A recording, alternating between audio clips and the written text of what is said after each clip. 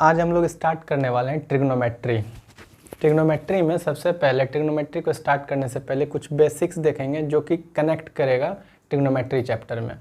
तो आज का जो वीडियो है वो ट्रिग्नोमेट्री से पहले कुछ क्या क्या आना चाहिए और कैसे उसको कनेक्ट करेंगे ट्रिग्नोमेट्री से वो डिस्कस करेंगे। चलिए स्टार्ट करते हैं। बेसिक में सबसे पहले जब आप ट्रिग्नोमेट्री पढ़िएगा तो ट्रिग्नोमेट्री बेसिकली ये क्या है, ट्रायंगल्स के बारे में, और ट्रायंगल में भी क्या, तो राइट एंगल ट्रायंगल के बारे में।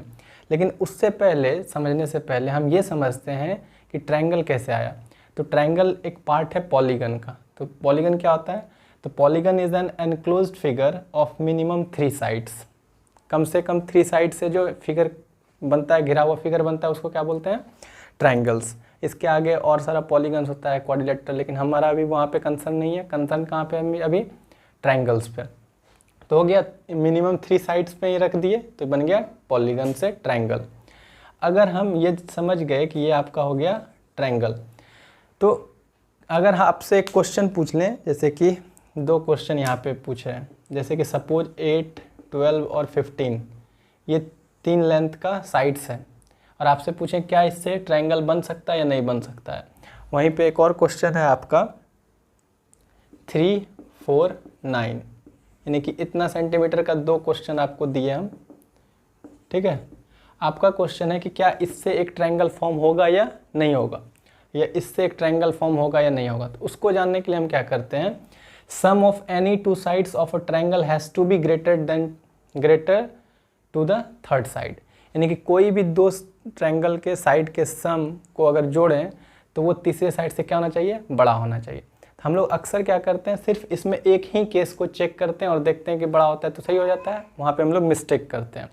तो इसमें होगा क्या कि यहाँ पे 3 केस हमको चेक करना पड़ेगा। जैसे कि एक मान लो 8 को रखो, 8 रखे, 2 साइड कौन बचा, 12 और 15, तो क्या ये दोनों बड़ा है 8 से, तो सही है। सेकेंड केस, एक बार 12 को रखिए तो क्या क्या बचेगा, 8 और 15, इस केस में भी सही हो गया।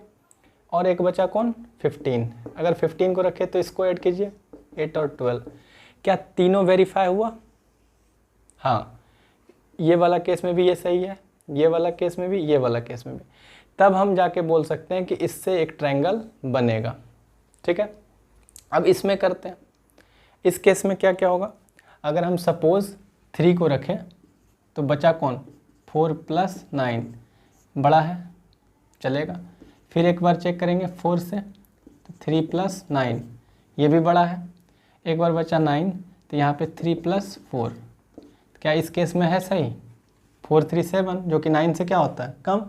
तो यहाँ पे ये सही है, ये सही है, और ये कंडीशन क्या हो गया, गलत हो गया। इसीलिए हम बोल सकते हैं कि ये साइड का लेकर के हम ट्रायंगल फॉर्म नहीं कर पाएंगे, और ये साइड रहेगा, चूँकि ये तीनों केस इसमें आ गया तो यहाँ से ट्रायंगल बनेगा। तो यहाँ पे ये समझ में आ गया कि ट्रायंगल कब बनेगा और कब नहीं बनेगा। चलिए तो हम लोग अभी क्या देखें फर्स्ट कॉन्सेप्ट में, कि ट्रायंगल बनने के लिए क्या कंडीशंस होता है।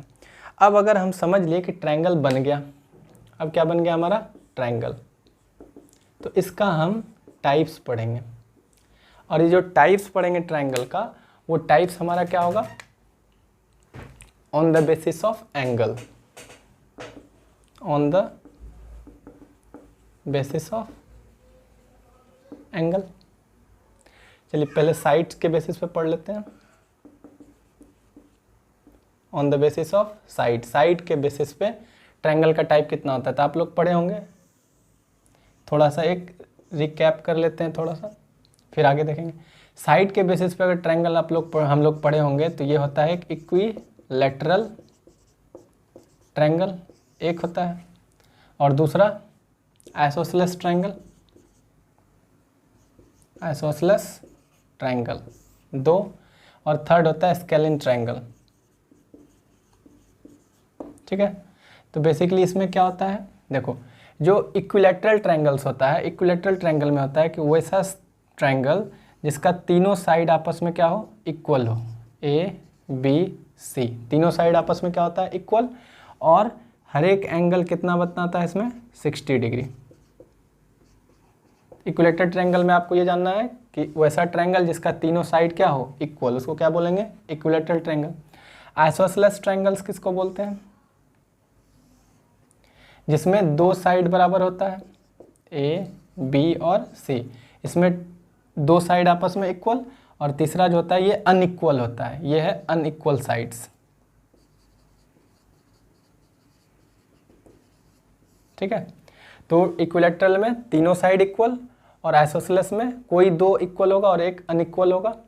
और स्केलिन में क्या होगा आपका, स्केलिन में होता है तीनों ट्रायंगल का जो साइड होगा वो अलग अलग होगा। ठीक है, बस इसका अभी प्रॉपर्टीज़ हमको नहीं जानना है, ये ज़रूरत नहीं पड़ेगा ट्रिग्नोमेट्री में, बस हम कनेक्ट कर रहे हैं कि कैसे ट्रायंगल्स में पहुंचेंगे हम लोग ट्रिग्नोमेट्री तक। तो ये आई होप कि आप लोग को पता होगा। चलिए अब आगे डिस्कस करते हैं ऑन द बेसिस ऑफ। अब चलिए ट्रायंगल का एक दूसरा टाइप देखेंगे, किसके बेसिस पे, on the basis of angle. Angle के बेसिस पे अगर हम समझें ट्रायंगल के कौन कौन सा होता है, तो एक जिसको बोलते हैं acute triangle, acute angle triangle, ठीक है, और दूसरा होता है राइट एंगल ट्रायंगल, और थर्ड क्या होता है आपका obtuse angle triangle. Obtuse angle triangle तीन समझ में आया, एक होता है एक्यूट एंगल ट्रायंगल, और एक राइट एंगल ट्रायंगल, और ऑब्ट्यूस एंगल ट्रायंगल। ठीक है, तो एक्यूट एंगल क्या होता है आपको भी पता होगा, ऐसा ट्रायंगल ए बी सी, और ये क्या है आपका right angle triangle A B और सी। ये है फिगर आपका ऑब्ट्यूस का, ये 90 नहीं है, ये कुछ ऐसा है। हम क्या बोल रहे हैं यहाँ पे, एक्यूट एंगल, राइट एंगल और ऑब्ट्यूस एंगल को कैसे समझेंगे। तो एक्यूट एंगल क्या होता है, अगर कोई भी एंगल 60 से छोटा हो, यानी कि इसमें कोई एक एंगल क्या हो 90 से छोटा, यानी कि इसमें एंगल जो होता है वो 90 से क्या होता है लेस देन, और 0 से बड़ा। थीटा क्या होता है इसमें 0 से बड़ा और 90 से छोटा। और इसमें क्या होता है आपका थीटा जो होता है यहाँ पे एंगल जो होता है आपका 90 डिग्री के बराबर होता है, थीटा इक्वल टू 90 डिग्री। और अगर थीटा ये क्या है एक एंगल 90 से बड़ा है, तो आप क्या जानते हैं वो क्या हो जाता है ऑब्ट्यूस एंगल ट्रायंगल, यानी कि 90 से बड़ा और 180 से छोटा।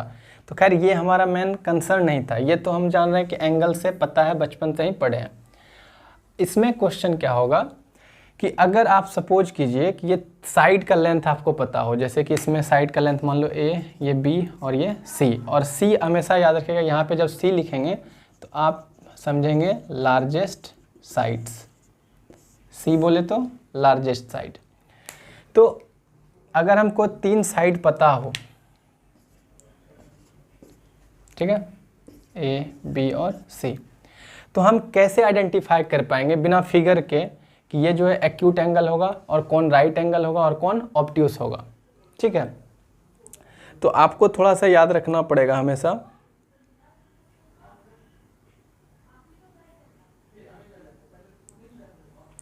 अगर हम बोले यहाँ पे कि ए स्क्वायर प्लस बी स्क्वायर ये ग्रेटर देन हो जाए किससे सी स्क्वायर, यानी कि लार्जेस्ट वाला साइड का स्क्वायर करेंगे और जो रिमेनिंग दो साइड है उसका स्क्वायर का सम अगर बड़े वाले से कम होता है तो समझ जाइएगा कि वो कौन बनाएगा एक्यूट एंगल ट्रायंगल। और अगर बड़ा वाला साइड का स्क्वायर बराबर हो जाए रिमेनिंग दो साइड का ए स्क्वायर प्लस बी स्क्वायर के बराबर, तो ये हो जाएगा आपका क्या राइट एंगल ट्रायंगल। और अगर ए स्क्वायर प्लस बी स्क्वायर जो कि थर्ड साइड से ये क्या हो जाए छोटा हो जाएगा, तब आप समझ जाइएगा कि क्या बनाएगा ऑब्ट्यूस एंगल ट्रायंगल। तो इसका हम एग्जांपल्स नहीं देखेंगे, सिर्फ आप सेक ऑफ अंडरस्टैंडिंग मतलब जानने के लिए बता दिए कि ये चीज़ होता है। अब मेन कंसर्न क्या है कि जब ट्रिग्नोमेट्री हम लोग पढ़ेंगे तो वहाँ पे हम लोगों का लेना देना होने वाला है इस चैप्टर, इस ट्रायंगल से, राइट एंगल ट्रायंगल से।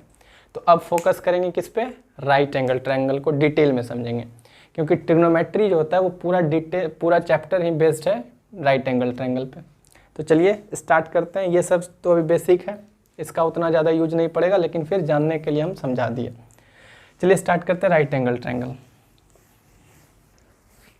चलिए तो अब हम लोग यहाँ से समझिए आपका एक्चुअल टॉपिक स्टार्ट हो रहा है जो कि काम देगा ट्रिग्नोमेट्री में पूरा। तो बेसिकली इसमें हम लोग क्या डिस्कस करने वाले हैं, राइट एंगल ट्रायंगल। ठीक है, तो राइट एंगल ट्रायंगल में क्या होता है कि एक कोण कितना होता है 90 डिग्री का, एक एंगल 90 डिग्री बना दिया। इसमें होता क्या है कि अगर मान लीजिए कि ये ए है, बी है और सी है, तो इसमें हम लोग पहले भी पढ़े हैं, कुछ बचपन से ही पढ़ते हैं राइट एंगल ट्रायंगल के बारे में। तो क्या क्या पता है कि इसमें 3 साइड होता है जिसको क्या क्या बोलते हैं, परपेंडिकुलर, हाइपोटेनस और बेस।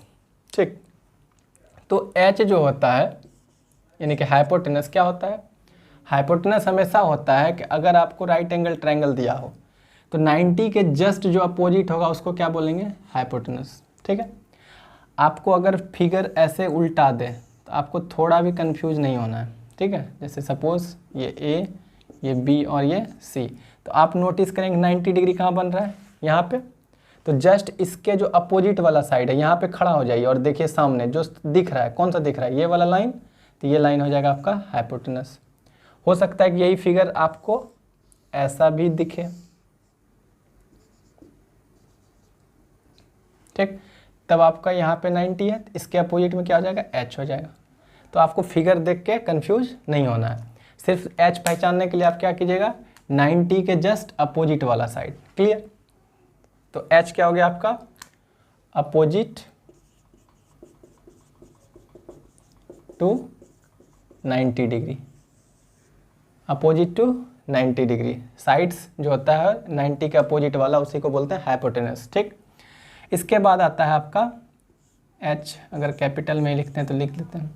फिर बेस को दिखाइए बी से, बेस बी किसको बोलेंगे, और एक होता है परपेंडिकुलर पी, पी क्या होता है। तो अब देखो एक 90 डिग्री हो गया राइट एंगल ट्रायंगल में, तो 2 रिमेनिंग साइड एंगल कौन कौन बचेगा, एक ये वाला और एक ये वाला। ठीक है, अब इसी दोनों एंगल पे डिपेंड करता है आपका पी और बी। अगर आपसे कोई पूछे कि इस ट्रायंगल में बताइए पी कौन है, तो आप ए बी बोल दीजिएगा तब भी गलत, बी सी बोल दिए तब भी गलत। यानी कि पी और बी बताने के लिए आपको बोलना है कि किस एंगल के पॉइंट ऑफ व्यू से हमको पूछा जा रहा है। तो अगर आपका एंगल यहाँ पे है, सोचिए ये रहा आपका एंगल, तो जहाँ पे ये बना, ये किस साइड को छू रहा है, ये बी सी को टच कर रहा है ये एंगल, तो जहाँ पे ये बना ये होता है बेस यानी कि बी। ठीक है, और इस जहाँ पे एंगल दिया हुआ है उसके जस्ट सामने वाला जो साइड है यहाँ पे खड़ा हो जाइए, इसके सामने जो देखिए तो वो होता है परपेंडिकुलर। ठीक है, और अगर हम अल्फ़ा के केस में बोले तब देखो, अगर थीटा के लिए बोल रहे हैं, अगर सपोज कर लो कि यहाँ पे एंगल क्या लगा दिए हैं थीटा के लिए, तो थीटा के लिए एच तो नहीं बदलेगा, एच हमेशा 90 के जस्ट सामने। बी क्या होगा, तो थीटा के जस्ट सामने पी, जो बच गया बी, तो बी क्या हो जाएगा आपका बी सी, और एच क्या हो गया आपका ए सी। तो थीटा के लिए बी आपका हो गया ये लेंथ बी सी। ठीक है, और पी क्या हो जाएगा, थीटा के जस्ट सामने वाला ए बी। ये आपको बहुत ज़रूरी है जानना। अगर यही एंगल थीटा यहाँ पे था, अगर हम इस एंगल के लिए बोलते हैं तो क्या होता, अगर सपोज दैट अगर मेरा एंगल ये हो जाता अल्फ़ा, तो अल्फ़ा के लिए आप क्या बोलते हैं, पी क्या होता एंगल अल्फ़ा के लिए, तो एच तो आपका बदलेगा नहीं, तो एच हमेशा क्या होगा 90 के जस्ट सामने वाला। अगर इसको भी कैपिटल से ही दिखा देते हैं तो एच क्या हो जाएगा आपका कैपिट ए सी के बारे में बात कर रहे हैं। और अगर परपेंडिकुलर का बात बोलें तो अल्फ़ा के जस्ट सामने, तो अल्फ़ा के सामने में कौन है बी सी, और ये पी के बाद बी, बेस क्या हो जाएगा आपका अल्फ़ा के सामने में पी, तो ये बच गया बी, तो बी हो जाएगा हमारा ए बी। ठीक है, तो पी कौन होगा और बी कौन होगा वो कौन डिसाइड करता है, गिवन एंगल, एंगल जहाँ पे दिया होगा उसी के अकॉर्डिंग बताएंगे। चलिए इसका बोलिए जल्दी से, अगर आपका एंगल थीटा है, ठीक है, तो पी कौन सा होगा, थीटा के जस्ट सामने वाला पी, और एच हो गया पी हो गया, तो ये कौन हो जाएगा बी। ठीक, अगर यही थीटा यहाँ नहीं रख के अगर सपोज दैट ये एंगल रहता आपका यहाँ पे थीटा, तो इसके सामने में ये हो जाता पी, और जो बच गया वो बी। कोई दिक्कत, तो अभी जो हम लोग सीखे, और इसमें भी देख लीजिए, अगर यहाँ थीटा है तो इसके सामने P और ये B, और अगर यही थीटा यहाँ से हट जाए और ये थीटा कहाँ लग जाए, यहाँ पे, तो इसके सामने P और ये B, तो यानी कि P और B वेरी करता है एंगल के अकॉर्डिंग। तो ये कॉन्सेप्ट आपको समझ में आ गया। चलिए आगे देखते हैं इसके बाद का कॉन्सेप्ट। अब नेक्स्ट कॉन्सेप्ट देखते हैं कि और क्या क्या राइट एंगल में आना चाहिए। पहला तो H पहचानने आना चाहिए, P आना चाहिए और B आना चाहिए, जो कि अभी डिस्कस कर चुके हैं। आगे हम लोग जानते हैं Pythagoras theorem. Pythagoras theorem, Pythagoras theorem क्या होता है? हम लोग एक रिलेशनशिप बचपन में पढ़ते आए हैं, हाइपोटेनस का स्क्वायर इक्वल टू परपेंडिकुलर का स्क्वायर प्लस बेस का स्क्वायर। इसको कैसे याद रखोगे, कैसे याद रखेंगे? जो बड़ा वाला साइड है, हमेशा सोचो जब बड़ा वाला कैलकुलेट करेंगे तो ये दोनों जो छोटा साइड है, ये P और B, B और P कोई भी हो सकता है, इसमें कंफ्यूज नहीं होना। अगर कभी P इसको लिख दीजिए, कभी इसको भी लिख दीजिए, अगर एंगल नहीं दिया हुआ है तो कोई दिक्कत नहीं है। लेकिन अगर एंगल मेंशन हो जाएगा तब P और B बदलेगा नहीं, इतना हमेशा ध्यान रखना। तो हम क्या बोलेंगे, मेरा लैंग्वेज को थोड़ा सा पकड़िए, कि जो बड़ा वाला लेंथ है उसका जो स्क्वायर होगा, ये छोटा वाला का स्क्वायर प्लस इसका स्क्वायर को जोड़ेंगे तो बड़ा वाला पूरेगा। समझ में आ गया? ठीक। अगर ये H square equal to P square plus B square है तो हम बोल सकते हैं इसी से कि अगर हमको P स्क्वायर निकालना है तो क्या होगा, ये प्लस में B स्क्वायर है, ई पर आएगा तो माइनस में H square minus B square. ठीक। इसी तरह से P स्क्वायर को रख के ये लाए, अब की बार रख लीजिए किसको, B स्क्वायर को, तो ये P स्क्वायर इस पार से इस पार आएगा तो क्या हो जाएगा, H square minus P square. यानी कि ये तीन रिलेशन आएगा हमको। ठीक है, कौन कौन सा? हाइपोटेनस का square equal to perpendicular plus base का होल स्क्वायर। हाइपोटेनस में से कम वाला घटा देंगे तो P निकल जाएगा, और H स्क्वायर में P घटा देंगे तो B स्क्वायर, P स्क्वायर घटा B स्क्वायर निकल जाएगा। यहाँ तक कोई दिक्कत नहीं होना चाहिए। तो चलो इसको देखें थोड़ा सा। देखिए, अगर हम पहला हाइपोटेनस का बात करें, अभी यहाँ पे थीटा मेंशन नहीं किया, अगर कर देंगे तो वो तो फिक्स हो जाएगा। चलो, तो H स्क्वायर बराबर क्या होगा बताओ, P square plus B square, और इसी को अगर हम सिर्फ H लिख दें तो क्या दिखेगा आपको, root under P square plus B square. ये आना चाहिए आपको हमेशा। और इसी को आप अब साइड के मेजरमेंट में लिखिए। H क्या है हमारा, अभी एंगल तो नहीं दिया हुआ है, तो 90 के सामने वाला, तो यहाँ H के जगह पे क्या लिखिएगा, AC square equal to P आप AB भी लिख सकते हैं या BC भी लिख सकते हैं, दोनों चलेगा, कन्फ्यूजन नहीं होना चाहिए। तो मेरा मन है AB लिखने का, AB स्क्वायर प्लस बच गया कौन, BC स्क्वायर। इसमें क्या हो जाएगा, AC square equal to P square, ये रूट में लगा दीजिए सिर्फ इसको, AB square plus BC square. अगर हम P किसको माने, AB को, ये AB P माने हैं तो डेफिनेटली एक थीटा यहाँ नहीं होके कहाँ होगा, यहाँ पे। थीटा यहाँ होगा तभी ये P होगा, अगर थीटा ये तो सामने में ये P और 90 के सामने H, जो बच गया वो B। क्लियर? तो ये हो गया आपका एक फार्मूला, H स्क्वायर वाला को लिख दिए।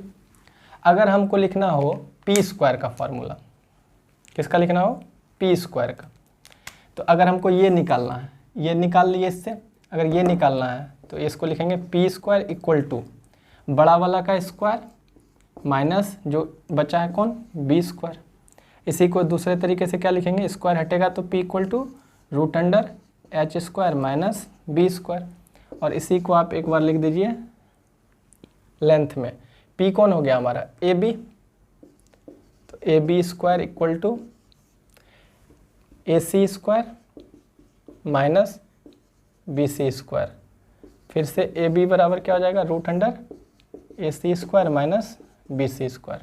तो ये हमारा कंप्लीट हो गया, H भी निकाल लिए, P भी निकाल लिए। अब बचा है हमारा B स्क्वायर। B स्क्वायर बराबर क्या होता है, बड़ा वाला का स्क्वायर यानी कि H square minus P square, और इसी को अगर रूट हटेगा तो उधर क्या लग जाएगा, root under H square minus P square. इसी को फिर से लिख दीजिए, बताइए B क्या है, BC, तो यहाँ पे लिखाएगा BC square equal to H AC square minus P कौन है, AB स्क्वायर। साथ साथ इसको प्रैक्टिस कीजिएगा, क्योंकि ये जितना आप फ्री रहिएगा इसमें तो आपको क्वेश्चंस आगे करने में बहुत आसानी होगा जो करवा रहे हैं। इसको कॉपी में साथ साथ लिखते चलिए। इसी को फिर क्या बोलेंगे, बी क्या है हमारा, B C equal to root हट गया है under root A square minus A B square. बस ये हम लोग को निकालने के लिए फटाफट क्लियर होना चाहिए, इसमें कहीं कोई दिक्कत नहीं होना चाहिए। अगर कैलकुलेशन में दिक्कत होगा यहाँ पे तो फिर आपको आगे बहुत दिक्कत होगा। तो ये समझ गए। इस तरीके से हम लोग 7-8 में भी निकालने सीखे थे, एच निकालने के लिए, पी निकालने के लिए और बी निकालने के लिए। अभी हम कुछ क्वेश्चंस लिखेंगे और उसको एक एक करके निकालेंगे, ठीक है। फिर उसके बाद आपको एक शॉर्ट टेक्निक बताएंगे जिससे कि आप इतना मेहनत नहीं कीजिएगा अगर आपका कोई छोटा MCQ टाइप में आ जाता है क्वेश्चन तो, ठीक है। चलिए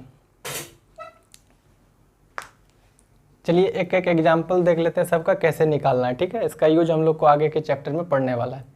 तो इसमें अगर देखिए तो 90 के सामने h दिया हुआ है और ये थीटा के सामने p यानी कि b दिया हुआ है। तो क्या कैलकुलेट करना है इसमें, चूँकि थीटा दिया हुआ है ना तो इसलिए आपको p क्वेश्चन लगाना है, ठीक है। अगर एंगल दे दे दोनों में से तब p और b में आपको बहुत बारीकी से ध्यान रख के सोचना पड़ेगा कौन p है और कौन b है। लेकिन अगर थीटा नहीं रहता तब कोई p कोई b होता, चल जाता, ठीक है। चलिए तो यहाँ पे चूँकि थीटा दे दिए हैं तो यहाँ पे हमको क्या निकालना है, p निकालना है। आप सोचिए p क्या है, h से छोटा होता है। तो यहाँ पे क्या होगा कि ये जो छोटा वाला का साइड लिखना है direct using Pythagoras theorem, using Pythagoras theorem. Pythagoras theorem से क्या होगा कि ये देखो छोटा वाला का निकालना है ना, तो आप लिखिएगा AB का स्क्वायर इक्वल टू बड़ा वाला में से घटाइए, बड़ा वाला क्या हो जाएगा AC स्क्वायर। हम हाइपोटेनस को हमेशा बड़ा वाला बोलेंगे ताकि आप इस लैंग्वेज में फेमिलियर हो जाएं और आपको फार्मूला में कभी दिक्कत नहीं आए। तो बड़ा वाला का स्क्वायर माइनस ये छोटा जो बचा कौन, BC स्क्वायर, इस पर रख दीजिए। तो AB स्क्वायर इक्वल टू क्या हो जाएगा हमारा AC कितना है आपका 5 का स्क्वायर माइनस 4 का स्क्वायर। तो AB स्क्वायर इक्वल टू 25 माइनस 16, तो AB स्क्वायर इक्वल टू कितना 9। तो AB बराबर कितना √9। तो AB बराबर कितना +-3 होता है, ठीक है। +-3 यहाँ से नहीं होगा, ये एक्चुअली यहाँ पे प्लस ही आएगा हमेशा, रूट के बाहर जब आता है तो वो प्लस ही आता है, ठीक ना। और ऐसे भी लेंथ जो है आपका वो किसका है, साइड का, और साइड कभी भी नेगेटिव में नहीं होता है इसलिए प्लस में आएगा, ठीक। एक्चुअल में ये होता है। चलिए आगे बढ़े। देखो अगर समझोगे ना इसके अंदर की बारीकी तो अभी उतना 10th में आप लोग अगर नहीं भी समझते तो चलेगा, लेकिन अगर आप समझना चाह रहे हो तो समझो यहीं से ये रिलेट करता है आंसर। जैसे AB स्क्वायर इक्वल टू 3, तो AB का वैल्यू क्या हो सकता है, अगर आप AB का वैल्यू 3 रखेंगे तो 3 का स्क्वायर 9, ये भी 3 भी चला। और AB का वैल्यू अगर आप -3 रखते हैं तब भी क्या होगा 9 ही आएगा। तो यानी कि AB का वैल्यू कितना है, 2 पॉसिबल है। AB का वैल्यू +3 भी हो सकता है और -3 भी हो सकता है। चूँकि यहाँ पे साइड क्या है, साइड नेगेटिव नहीं होता है तो इसलिए नेगेटिव नहीं चलता है, हमेशा क्या आता है पॉजिटिव, ठीक है। ऐसा ध्यान रखिएगा यहाँ पे, ये थोड़ा अंडरस्टैंडिंग के लिए समझा दिया। आगे चलो, इसमें थीटा के सामने P और ये H दिया हुआ है तो ये छोटा वाला B नहीं दिया हुआ है, तो फिर से क्या लिखेंगे BC स्क्वायर इक्वल टू क्या होगा, बड़ा वाला का स्क्वायर में घट जाएगा AC square minus AB square. तो AC कितना हो गया आपका 17 का स्क्वायर माइनस 8 का स्क्वायर। इसको सॉल्व करने के लिए क्या कीजिए, A square minus B square का फॉर्मूला क्या होता है आपको पता होगा, A माइनस B और A प्लस B, ऐसे करके सॉल्व कीजिए। तो ये होगा एक बार 17 माइनस 8 और 17 प्लस 8। 17 में से 8 जाएगा कितना 9 इंटू 25। तो BC square equal to 9 into 25, तो BC इक्वल टू कितना √9 इंटू 25। तो BC बराबर आप क्या निकालिएगा 9 का 3 और 25 का 5, तो BC का वैल्यू कितना 15। ये समझ में आ गया। चलो इसमें कैलकुलेट करते हैं। इसमें दोनों छोटा वाला जो साइड होता है वो दे दिया है, बड़ा वाला निकालना है तो बड़ा वाला में क्या हो जाएगा प्लस आएगा। जैसे कि छोटा वाला निकालना था तो इसमें भी माइनस और यहाँ भी माइनस, चूँकि यहाँ पे बड़ा वाला निकालना है तो प्लस हो जाएगा। तो आप लिखिएगा AC square equal to AB square plus BC square. AB कितना होगा हमारा 7 का स्क्वायर, BC 24 का स्क्वायर। 49, ये 24 का स्क्वायर होता है 576, इसको जोड़ेंगे तो कितना 625 AC स्क्वायर, और AC बराबर कितना, तो √625, तो AC बराबर हमारा हो जाएगा 25। ठीक है, तो यहाँ पे क्या देखें कि आसानी से सारा कुछ निकाल लिए। ये तो एक प्रोसेस हुआ कि ऐसे ऐसे कैलकुलेट करने सीखे थे, ऐसे निकाल लेंगे, ठीक ना। अब जो हम लोग यहाँ पे देखो, यहाँ पे कुछ लिखे हैं ट्रिपलेट, यहाँ पे आप क्या देख रहे हैं, ट्रिपलेट।